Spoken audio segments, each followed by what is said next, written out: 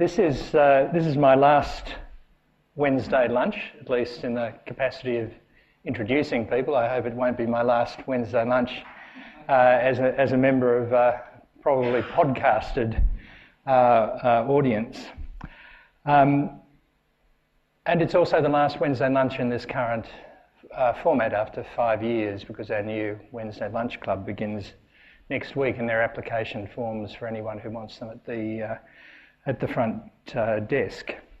I'm particularly pleased that my last job is to introduce one of my colleagues from the Institute, talking about a subject which is personally very important for me, which is the issue of nuclear arms control.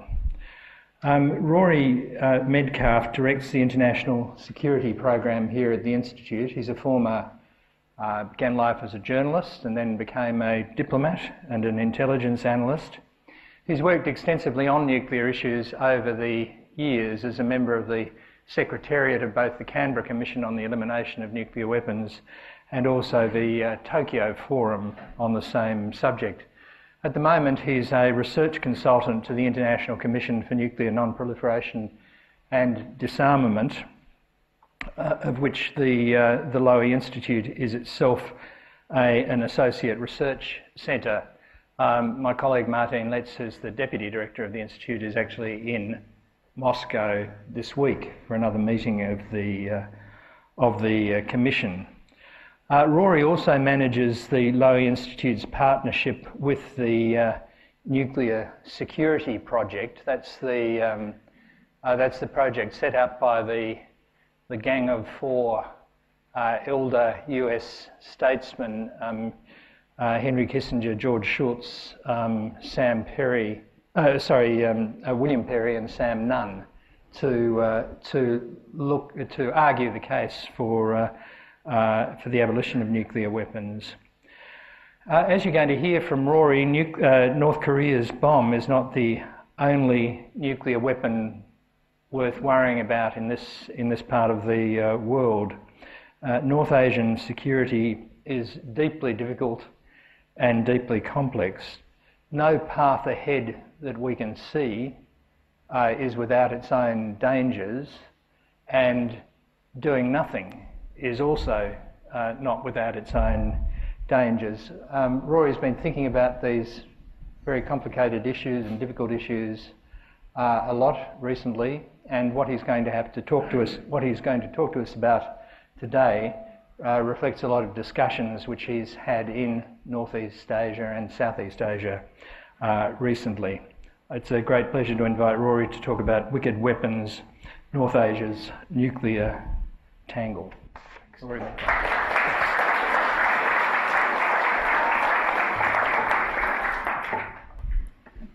Thank you very much, Alan, and needless to say, it's a special moment for me as well, but we're sure we'll be seeing a bit of you still in the years ahead.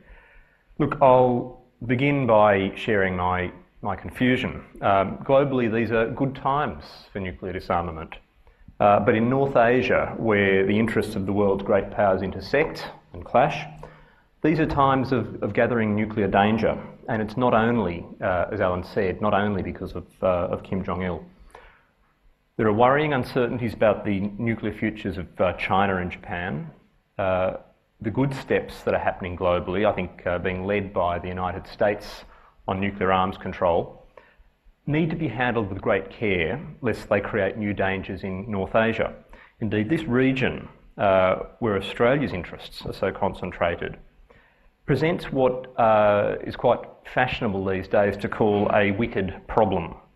That is a problem in a social context that can't be solved by technical means, a problem that is fairly close to intractable, because every one part of the solution, fixing one aspect, can only worsen others, or typically worsens others. Now, the title of my topic is misleading. It's not the wickedness of the weapons I want to talk about today. We can have a whole discussion on that, and I've spoken about the virtues or otherwise of nuclear weapons previously. Some would argue that they are in fact virtuous weapons because they're so abhorrent that they prevent all-out war. and certainly nuclear deterrence hasn't been proven not to have worked so far. And I guess it will remain a wonderful thing until the catastrophic day that it doesn't work. But my comments are very much about the problem rather than the nature of the weapons. As Alan said, they're based on some regional consultations in the last few months, particularly in China, but also Japan and South Korea. And what I've found in talking to experts, scholars, officials in the region are some pretty vexing and sobering views, a reality check for those of us who have tried to be optimists on nuclear disarmament. They're views we can't afford to ignore. Now, of course, it wasn't really meant to be like this. These times were meant to be auspicious for a safe way of thinking about nuclear weapons, and certainly with his speech in Prague in April, President Obama set out to take the lead with an action plan for reducing nuclear dangers in the world. Russia and the US have embarked on fresh negotiations for deep reductions. The Obama administration wants to finish putting some key bricks into the wall, the global nuclear treaty wall, working towards finally ratification of the Comprehensive Nuclear Test Ban Treaty. In fact, the other bit of good news there is that the 65 nations of the Conference on Disarmament in Geneva, an organisation you won't have heard much from in the last 12 years or so, have finally agreed to negotiate a treaty to ban the production of fissile material for nuclear weapons. Good things are happening. Australia and Japan have convened experts to chart a way forward, as Alan's mentioned. Britain and other countries such as Norway are perhaps going one step further in practicality and committing scientific resources to research how to verify disarmament. And many strong campaigns are underway from civil society. But in the midst of this lovely global conversation, we've had some very crude punctuation recently from North Korea. And of course, if you're Japanese or South Korean, long protected by American extended nuclear deterrence, and living within range of large numbers of North Korean missiles, and it's widely believed that North Korea has a very strong chemical weapons capability.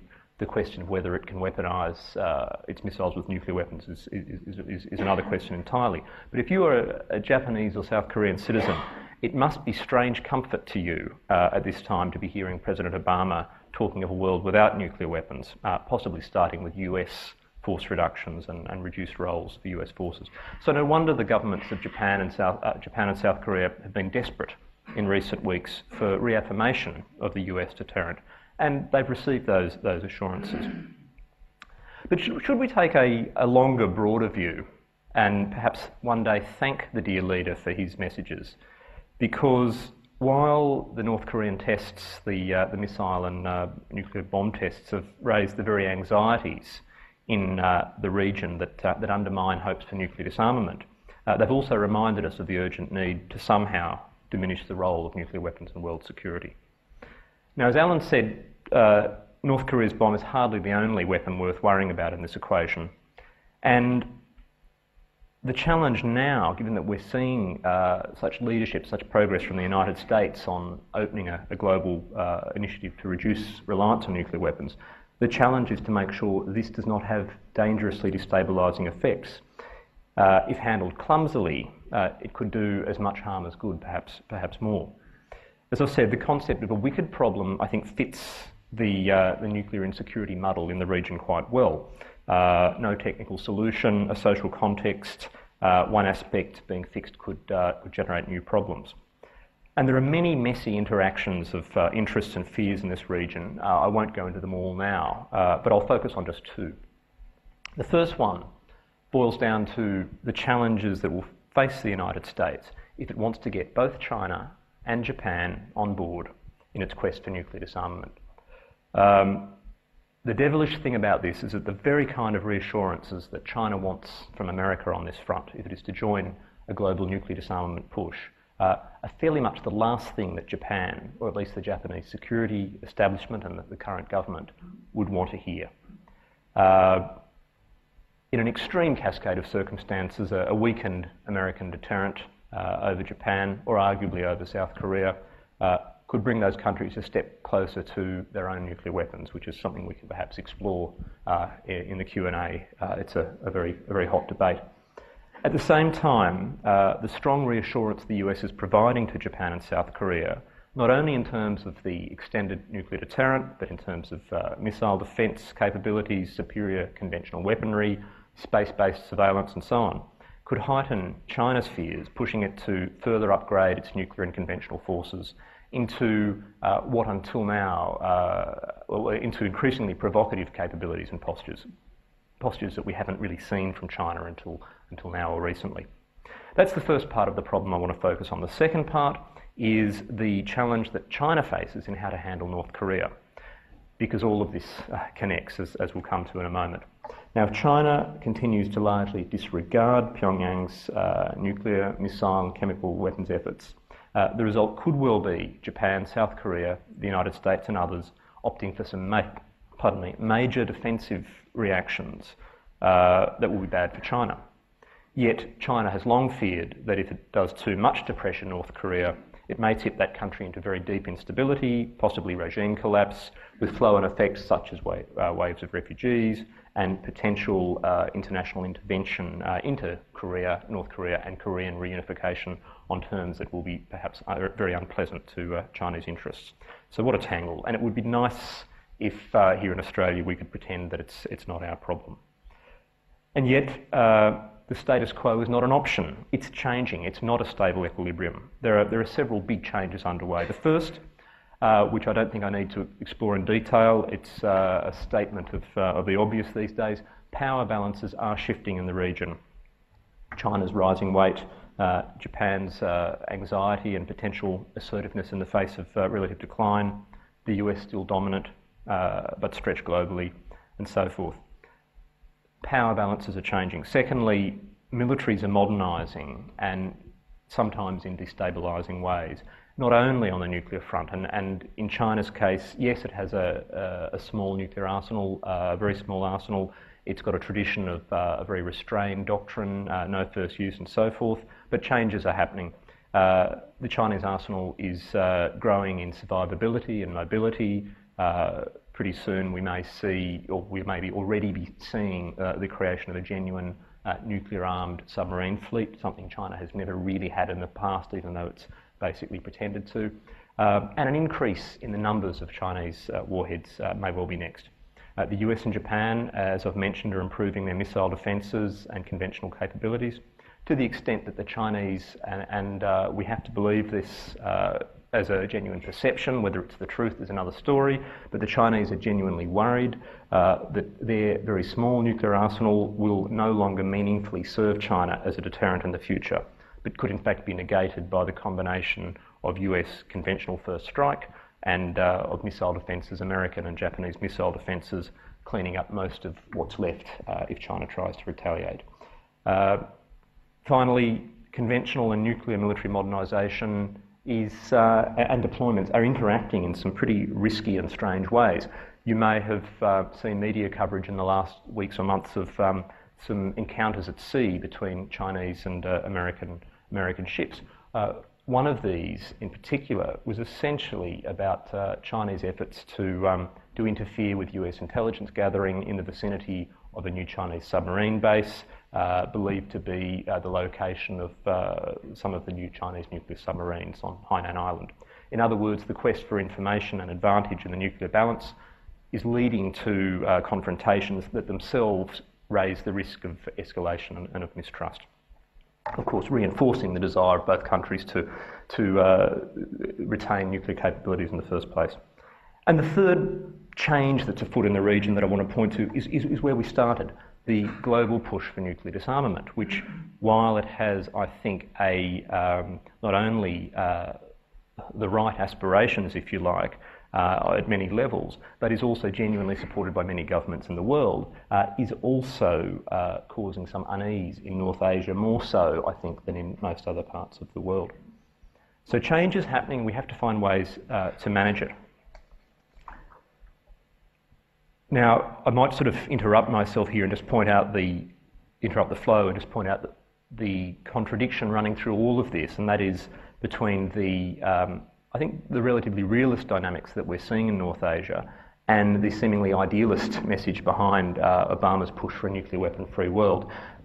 It's not quite as stark a comparison, a contrast as that, partly because, as I began with, partly because of the observation that nuclear deterrence only works until it fails, and I think the inspiration for a lot of what Obama is trying to do is not based on a judgment that nuclear deterrence is useless and cannot be relied upon at all, but rather the argument that it is ultimately a fragile reed, that ultimately it is too risky as the permanent defence posture of the United States.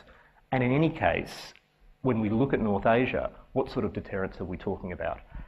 It's not what we saw in the Cold War. We were raised in that period to accept and be quite convinced of the logic that a stable nuclear relationship between the US and the Soviet Union involving the possibility of mutually assured destruction was, on balance, the best possible world we could have. But the US-China nuclear relationship is deeply unequal and potentially unstable. Now, the Chinese assume that perhaps as many as 1,000 US warheads have potential missions in their part of the world, in China. Of course, the US arsenal continues to have a large number of warheads on high alert. The US has superior surveillance technology and a nuclear posture that is ambiguous, that does not limit, at this stage at least, nuclear weapons to the role of retaliation against other nuclear weapons. The US weapons are for many roles, including deterrence, including what the US would call dissuasion, what the Chinese would call coercion, what many of us would call the protection of partners and allies, Japan, South Korea, Taiwan, and incidentally, Australia. If you've read the Defence White Paper recently, you'll be reminded of that. But before we get too judgmental, we also have to acknowledge that the US-led global strategic order that we know, and the protection of countries like Australia, much of the stability this region has enjoyed for 60 years, would not have been possible without the existence of nuclear weapons or extended deterrence. So now I'll get judgmental again. The US arsenal I've described is ranged against China's minimum deterrent of perhaps 200 weapons, supposedly off alert, if you believe what the Chinese tell you. An arsenal so small, the Chinese don't like to talk about it, say much about it at all, hence the constant accusation that China is practicing basically zero transparency in this regard. The Chinese say they have a doctrine of no first use, underpinned by a professed belief that nuclear weapons are not good for much at all, except perhaps retaliating against other nuclear weapons, and not good for coercion, although China itself has been on the receiving end of coercion in the 1950s, and that's one of the reasons they acquired the weapons in the first place. Now, let's look at some of the dynamics, and I'm going to try and lead up to a couple of pretty, I'm afraid, fairly modest recommendations on a way forward, because the whole nature of this problem is such that, that there is no grand solution I can see at this stage. Well, a very basic problem is that the US needs to try to get China and Japan on board its nuclear restraint and disarmament push without making matters worse in the region. Secondly, a second key point about the dynamics is that much of it boils down to basic strategic mistrust between China and Japan, basic Japanese fear of North Korea and China, Chinese fear of the United States. China has held back from joining the disarmament push by Obama, and I think this has actually disappointed much of China's own strategic community, that it is seeing an opportunity lost here for China to claim some sort of high moral ground. But China has held back because I think it's suspicious at this stage that nuclear disarmament is just some new plot to lock it into military inferiority. North Korea provides a window on these dynamics, and I don't want to spend too much more of my time focusing on North Korea, not because I don't think it's important, it is, but I think there's actually even less room for movement on that issue than there is on the China-Japan relationship, a US relationship I'm talking about. But North Korea is part of the problem. China claims that a major reason for its reluctance to participate in any serious nuclear disarmament at this stage is the pursuit of missile defence by the US and Japan. Now, I'm sure you know what missile defence is, but let me just remind us all. if a missile is a sword, or more accurately a javelin or an arrow, then missile defence essentially is a shield. It's a defensive weapon. Knocking potentially a nuclear or chemical armed missile out of the sky before it hits a city, and what can be wrong with that? Except, of course, that, as we've said, the beauty of nuclear deterrence is that the balance of terror prevents adversaries on both sides from launching an attack. And the Chinese emphasise that they see American and Japanese pursuit of missile defences as I've said, potentially nullifying their forces. Now, the fact that the defences that Japan and the US are pursuing are actually very small and limited in number at this stage relative to Chinese forces is perhaps moderating that view, but I don't think that has sunk into the Chinese quite yet. So China claims it won't think about nuclear disarmament until missile defences are on the table, and yet North Korea, of course, provides a large part, not only, I think, of the rationale, but of the reason for the pursuit of missile defences, particularly by Japan. As I've said before, if you're a Japanese citizen living in a city in range of North Korean missiles and listening and assuming that you should take at least some of the North Korean regime's propaganda at face value, you'd want those defences. Now, at the same time, if the US is to start moving in the direction the Chinese want, to reduce or remove or seriously limit missile defences in the absence of removing the threat from North Korea, then I do think we face the risk of a serious change in Japan's strategic thinking and actions. And I don't necessarily mean Japan going nuclear. I think that possibility would be a long way off, but bear in mind that Japan has the technical capacity, has the technology, it has the plutonium to develop a serious nuclear arsenal within a few years, I suspect. But rather Japan's acquisition of conventional strike capabilities like cruise missiles would be one response to a growing lack of faith in US protection. And that itself could provoke all sorts of risky arms race dynamics in North Asia. And another option is Japan looking to nuclear weapons, but we might go into that towards the end. The political barriers, I have to emphasise, would be pretty huge. I mean, Japanese society, I think, would be deeply, deeply divided on that issue. So, if Washington wants China to join its nuclear weapons-free world without running the risk of alienating Japan, then the threat from North Korea to Japan must be diminished. This in turn requires greater Chinese pressure on North Korea. The big question is, can China exert sufficient pressure? Is it willing to? What would the costs and consequences be? The jury's out on that at the moment. But I should add that the latest UN Security Council resolution, 1874, is certainly a step in the right direction. Now, again, one of the points I wanted to touch on here is where does South Korea sit in all of this, but I'd rather we leave that for the question and answer because I want to sort of wrap up fairly promptly. I should add that further to my previous point, one of the more worrying things I heard from many of the Chinese analysts I spoke to is the belief that all this talk about possible dangerous shifts in Japan's strategic posture and perhaps South Korea's are essentially a big bluff, essentially a psychological operation by the Americans to push the Chinese further than they would like to in leaning on North Korea. I hope the people who told me that don't believe it themselves, but anyway. So it's a pretty grim and tangled situation I've tried to depict here.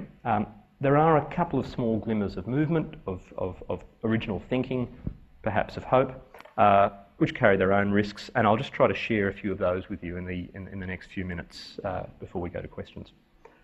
Now, one factor in play is the possibility of a change of government in Japan this year. That could have all sorts of ramifications, not necessarily good in terms of the predictability or stability of Japan's external orientation, but some of the issues I'm talking about here, the question of whether, for example, there is a constituency in Japan that would tolerate and accept a reduced US reliance on nuclear weapons, perhaps to some degree a no first use posture by the US in the defence of Japan. those sorts of views would find a stronger hearing among the DPJ. In fact, the DPJ leadership has essentially endorsed those views quite openly. That would add a bit of movement to this picture. Whether the Japanese security establishment would be happy to go in that direction is another question, and whether this would be seen by the Chinese as a window to exploit rather than as a sign of reassurance is also an open question. Another possibility of movement is improvement in dialogue between the United States and China, and we've actually seen some good news on that front this week. The first direct senior military-to-military talks between the two powers in 2 years. The problem is China tends to use these talks as a political football and break them off whenever it gets upset over Taiwan or Tibet and US views thereon. Nonetheless, these talks are on this week, and nuclear disarmament is on the agenda. So that's, I think, quite good news. Having said that, I was also warned occasionally by some pretty serious Chinese scholars that sometimes too much talk can be a dangerous thing. And in fact, I was told that the more that US nuclear thinkers try to explain the Western logic of deterrence to Chinese scholars who prefer this much more minimal notion of what nuclear weapons can and should do, the more convinced some of the powers that be in China become that China needs a much more Western orientation, that is a bigger arsenal of nuclear weapons with a wider range of missions. An interesting twist. So how to proceed? The basic logic of how to proceed will have to be very careful steps taken in a calibrated fashion, taking into account Chinese and Japanese strategic perceptions at every step of the way. On North Korea, I don't have a lot, I'm afraid, that's original or new to say. In my view, all indications are that the regime is not seeking to bargain away its nuclear weapons. I think it wants nuclear weapons because it wants nuclear weapons, whether for national defence or regime survival, or as a smooth transition, to allow a smooth transition to a new generation of leadership, or as a way to keep the army on side, or as a ticket to status in a region where it doesn't have much going for it and South Korea has far outstripped it in every other way. For whatever of these reasons, I don't think we're going to see a bargain anytime soon.